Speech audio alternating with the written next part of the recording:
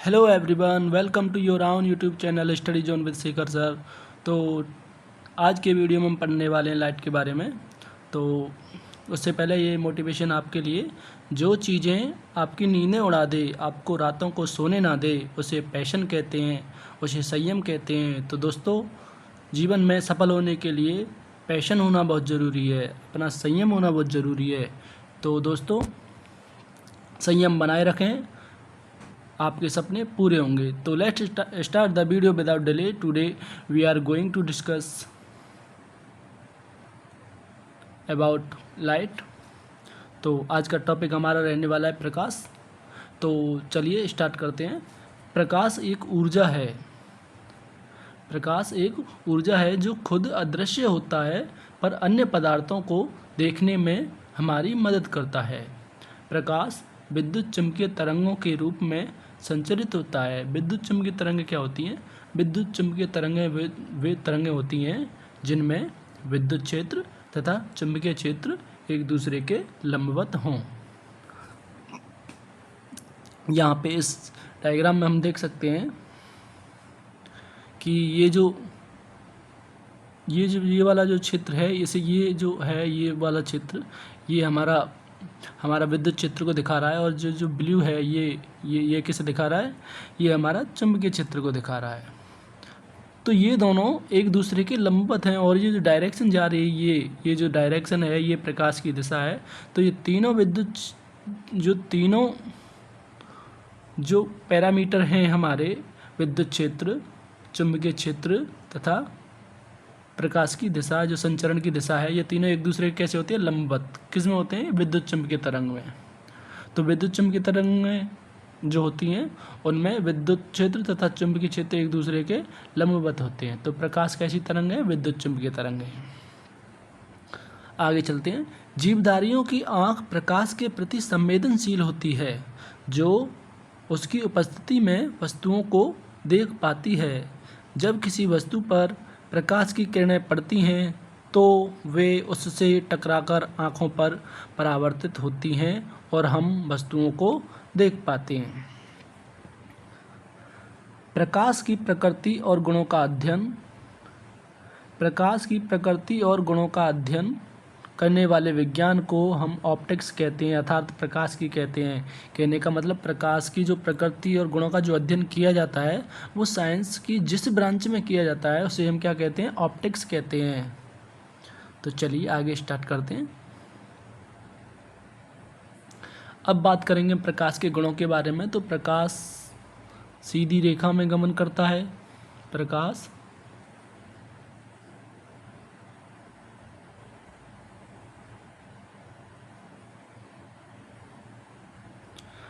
कैसी रेखा में गमन करता है? सीधी रेखा में गमन करता है, जिसके कारण सूर्य ग्रहण एवं चंद्र ग्रहण जैसी जो घटनाएं होती हैं वो होती हैं। तो दोस्तों, जो सूर्य ग्रहण होता है वो, और जो चंद्र ग्रहण होता है वो किसके कारण होता है? प्रकाश के सीधी रेखा में गमन करने के कारण होता है। यहाँ पे हम देख सकते हैं, ये जो ऊपर का जो डायग्राम है, ये यहाँ पे ये हमारा चंद्र ग्रहण को दिखा रहा है। मतलब चंद्र ग्रहण क्या होता है? जब चंद्र ग्रहण होता है तो चंद्र ग्रहण में जो पृथ्वी होती है, ये सूर्य और चंद्रमा के बीच में आ जाती है। अब यहाँ से जैसे ही प्रकाश, सूर्य से जब प्रकाश होगा, ये इस सीधी रेखा में जाएगा इस तरीके से, तो ये इस तरीके से गुजरेगा। तो जो पृथ्वी होती है, ये जो चंद्रमा है उससे आगे आ जाती है। तो जो सूर्य का प्रकाश होता है वो चंद्रमा तक नहीं पहुंच पाता है, जिसके कारण जो चंद्रमा होता है वो धुंधला धुंधला दिखाई देता है। और यह घटना क्या कहलाती है? चंद्र ग्रहण। नीचे देख सकते हैं, ये सूर्य ग्रहण के, ये जो डायग्राम है ये सूर्य ग्रहण को दिखाता है। कहने का मतलब, सूर्य ग्रहण कब होता है? जब जो चंद्रमा होता है ये सूर्य और पृथ्वी के बीच में आ जाता है, तो सूर्य ग्रहण होता है। इसमें क्या होता है? जब प्रकाश सूर्य से पृथ्वी तक जाता है सीधी रेखा में, तो बीच में सूर्य पड़ता है। अब जब सूर्य पड़ेगा तो ये जो कुछ हिस्सा होता है, जो प्रकाश, जब हम पृथ्वी से सूर्य को देखेंगे तो हम देखते हैं कि कि जो सूर्य का पूरा हिस्सा हम नहीं देख पाते हैं। जो चंद्रमा होता है ये कुछ सामने से कुछ इस जगह को घेर लेता है, जिसके कारण जो सूर्य होता है वो पूरा दिखाई नहीं देता है। इसी घटना को क्या बोलते हैं हम? सूर्य ग्रहण कहते हैं, और यह दिन के समय दिखाई देता है। तो आगे स्टार्ट करते हैं, चलिए आगे चलते हैं। अगला पॉइंट है हमारा, प्रकाश के लिए माध्यम की आवश्यकता नहीं होती है। कहने का मतलब जो प्रकाश होता है इसके लिए माध्यम की आवश्यकता नहीं होती है। यह पानी में भी संचरण कर सकता है, हवा में भी संचरण कर सकता है, गिलास में या कांच में भी संचरण कर सकता है, और कुछ भी नहीं हो तो भी ये संचरण कर सकता है। इसीलिए कहते हैं कि प्रकाश के लिए माध्यम की आवश्यकता नहीं होती है। ये बिना माध्यम के भी गति कर सकता है। प्रकाश का अधिकतम वेग निर्वात में होता है। निर्वात का मतलब वह जगह, वह स्थान जहाँ पे वायु ना हो, तो उसे क्या कहते हैं? निर्वात कहते हैं, स्पेस कहते हैं, अंतरिक्ष कहते हैं। तो सबसे ज़्यादा प्रकाश का जो वेग होता है वो किस में होता है? निर्वात में होता है।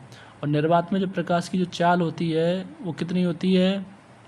3 × 10⁸ मीटर पर सेकंड होती है। प्रकाश की जो सर्वाधिक चाल होती है वो कहाँ पे होती है? निर्वात में होती है। और कितनी होती है? 3 × 10⁸ मीटर पर सेकंड होती है। अगला पॉइंट देखते हैं। प्रकाश सीधी रेखा में चलता प्रतीत होता है क्योंकि तरंग दैर्घ्य बहुत छोटी होती है। अब तरंग दैर्घ्य क्या होती है उसे समझ लेते हैं। कि किसी तरंग द्वारा एक चक्कर पूरा करने में जितनी दूरी तय करती है तरंग, उसे क्या बोलते हैं? तरंग दैर्घ्य बोलते हैं। चलिए इसे यहाँ पे देख लेते हैं। जैसे मान लो ये तरंग इस जगह से चलना स्टार्ट कर रही है, बिंदु ए से, और यहाँ तक चल रही है बिंदु बी तक।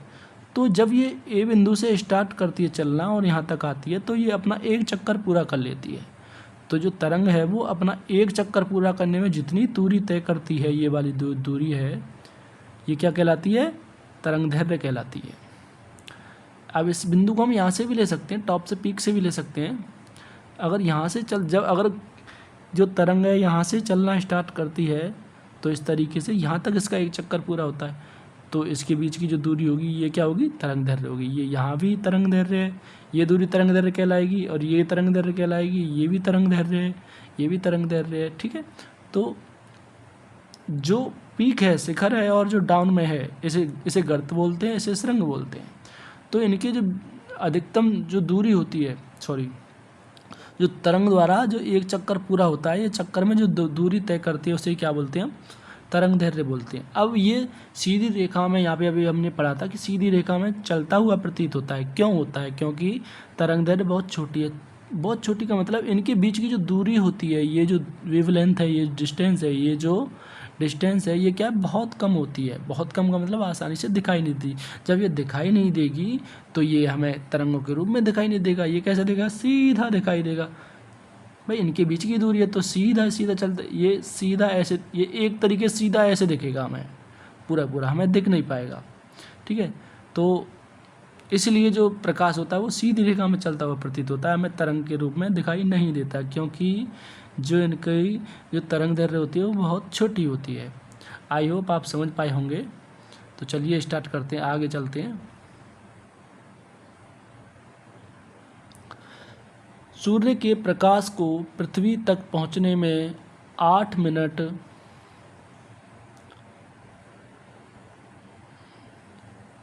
सूर्य के प्रकाश को पृथ्वी तक पहुंचने में 8 मिनट 20 सेकंड का समय लगता है, जबकि चंद्रमा से पृथ्वी तक पहुंचने में 1.28 सेकंड का समय लगता है।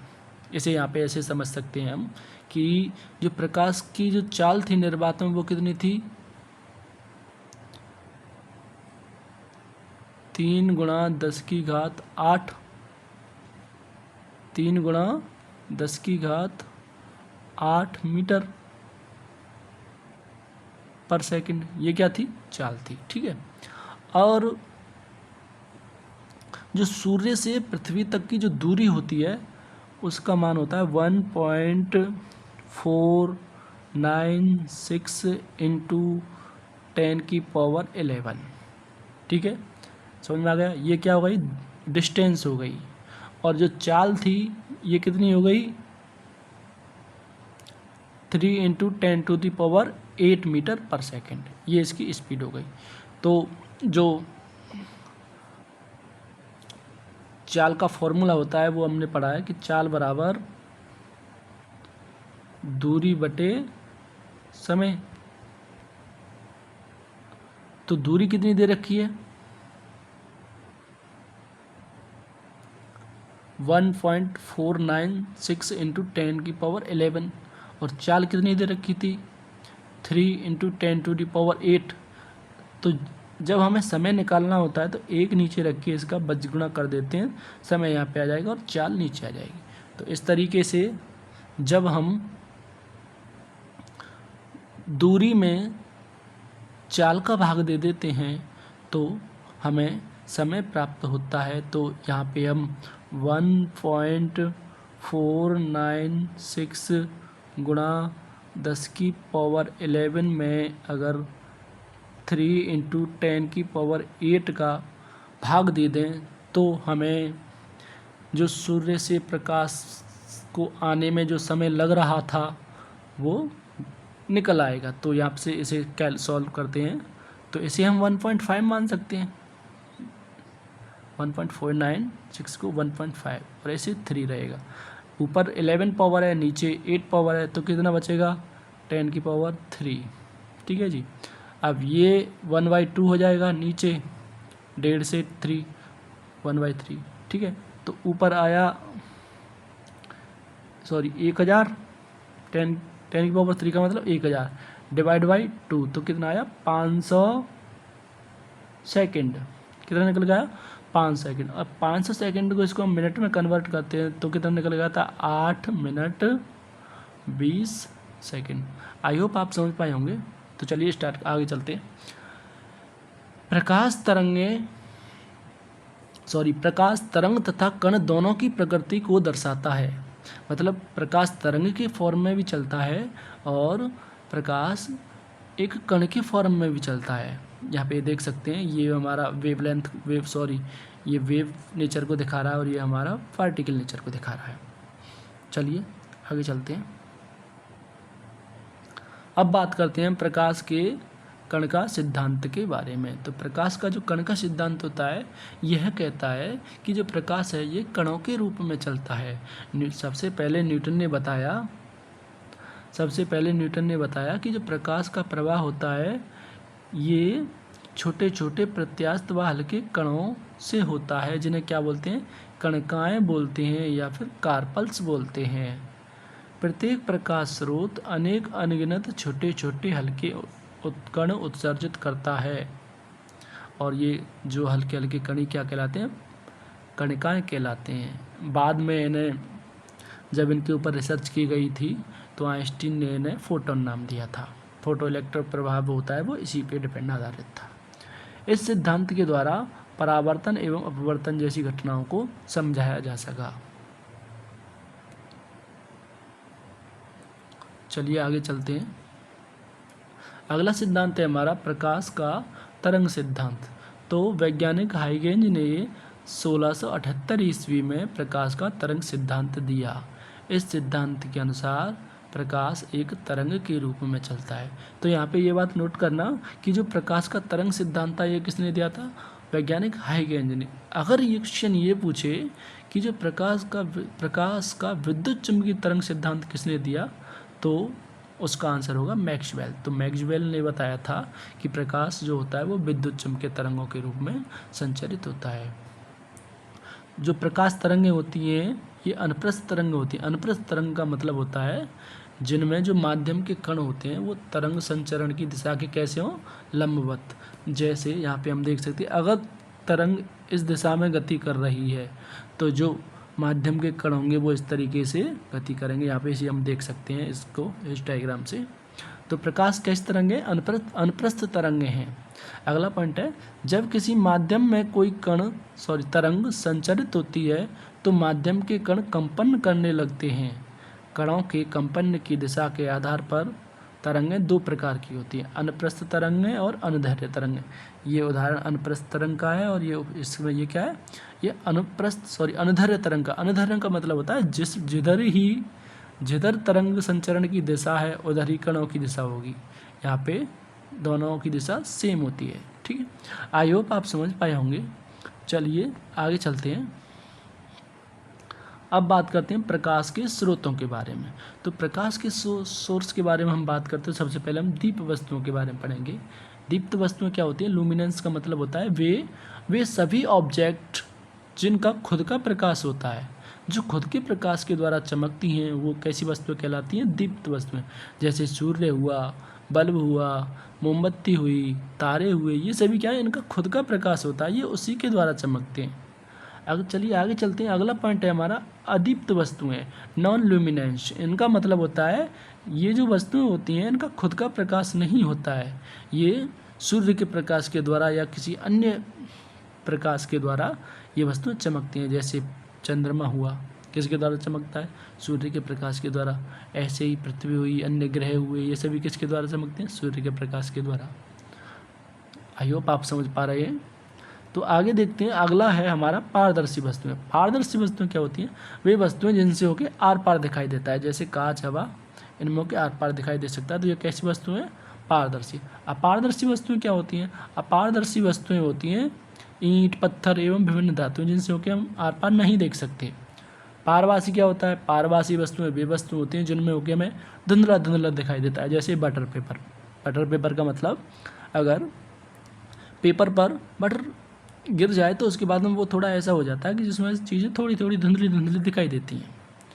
आई होप आप समझ पा रहे हैं। चलिए आगे चलते हैं। तो आगे अगला टॉपिक है हमारा प्रकाश का परावर्तन, रिफ्लेक्शन ऑफ लाइट। तो इसके बारे में चलिए बात करते हैं। क्या होता है प्रकाश का परावर्तन?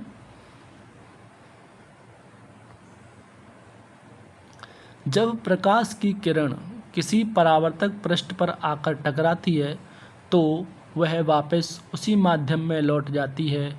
इस घटना को ही प्रकाश का परावर्तन कहते हैं। समझते हैं इसे। उससे पहले ये और बिंदु, दोनों बिंदु हम यहाँ पे देख लेते हैं पहले, कि प्रकाश की वह किरण जो परावर्तक पृष्ठ पर आकर गिरती है उसे हम आपतित किरण कहते हैं, और प्रकाश की वह किरण जो परावर्तक पृष्ठ से टकराकर वापस उसी माध्यम में लौटती है उसे क्या बोलते हैं? परावर्तित किरण।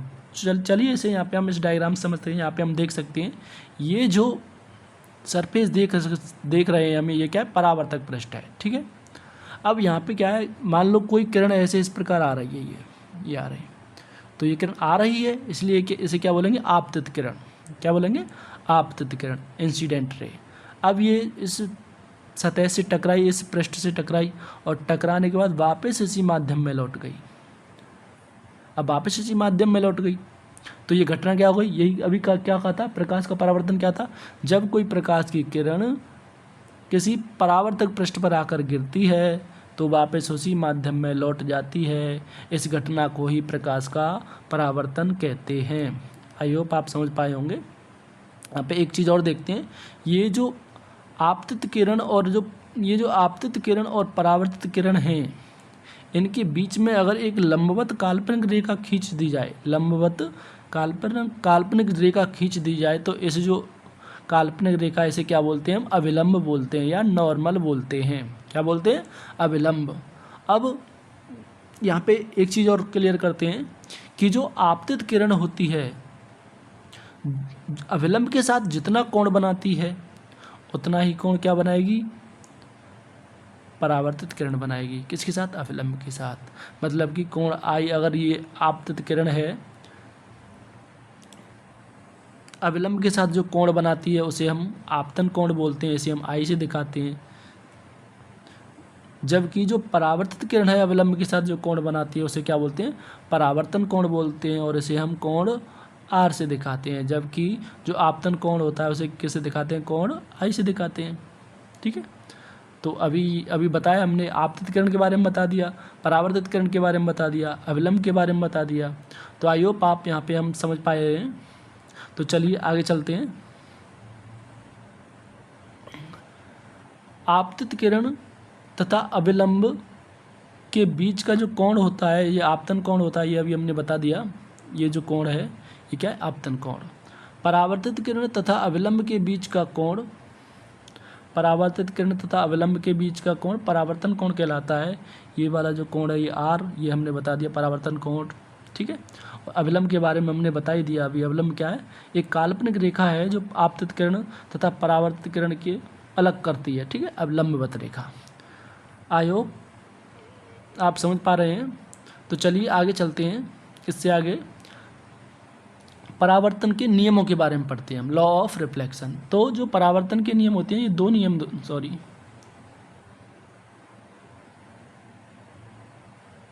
परावर्तन के दो नियम होते हैं। यहाँ पे दो नियम होते हैं परावर्तन के, कौन कौन से चलिए पढ़ते हैं।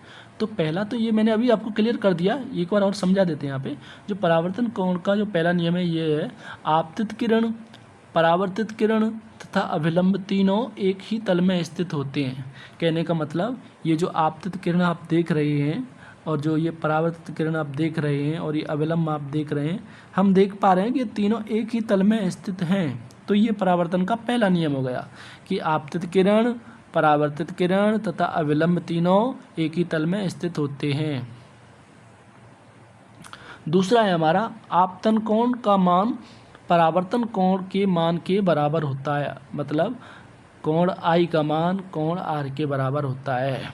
ये नियम है हमारा कि अभी मैंने बताया था कि जो आपतित किरण जितना कोण अभिलंब के साथ बनाती है, ये जो कोण बन रहा है उतना ही कोण क्या बनाएगी?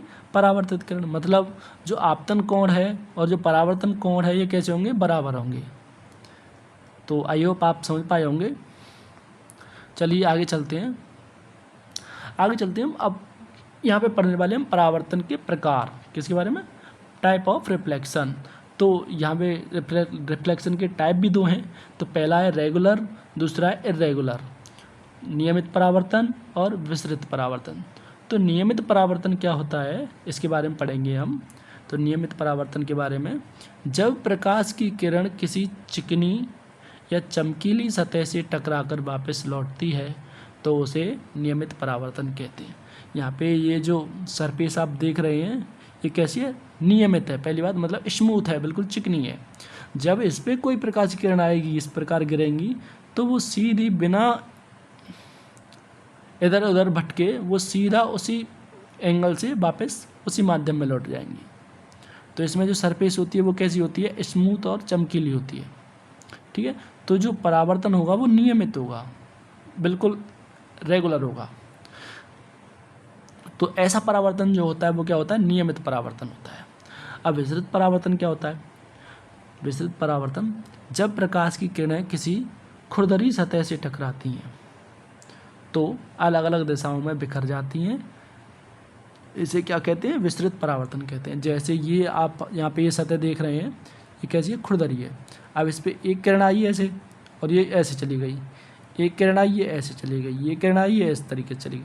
तो इस तरीके से इनका जो बिखराव है वो अलग अलग दिशाओं में होता है, फिक्स नहीं होता। इसलिए इसे क्या बोलते हैं? बिखर जाती है, मतलब विसरित हो जाती है, फैल जाती हैं। इसलिए ऐसे परावर्तन क्या बोलते हैं? विसरित परावर्तन। तो आप समझ पाए हैं। जो नियमित परावर्तन होता है इसमें जो सतह होती है, जो परावर्तक पृष्ठ होती है, कैसी होती है? स्मूथ होती है, चिकनी एवं चमकीली होती है। जबकि जो विसरित परावर्तन होता है इसमें कैसी होती है? खुरदरी होती है, ठीक है। जिससे जो किरणें होती हैं वो इधर उधर बिखर जाती हैं, इर्रेगुलर हो जाती हैं। जबकि जो नियमित परावर्तन होता था उसमें किरणें सीधी सीधी जा रही थी वापस, ठीक है। आई होप आप समझ पाए हैं। तो चलिए एक क्वेश्चन यहाँ पे देख लेते हैं कि एक किरण तल के साथ 55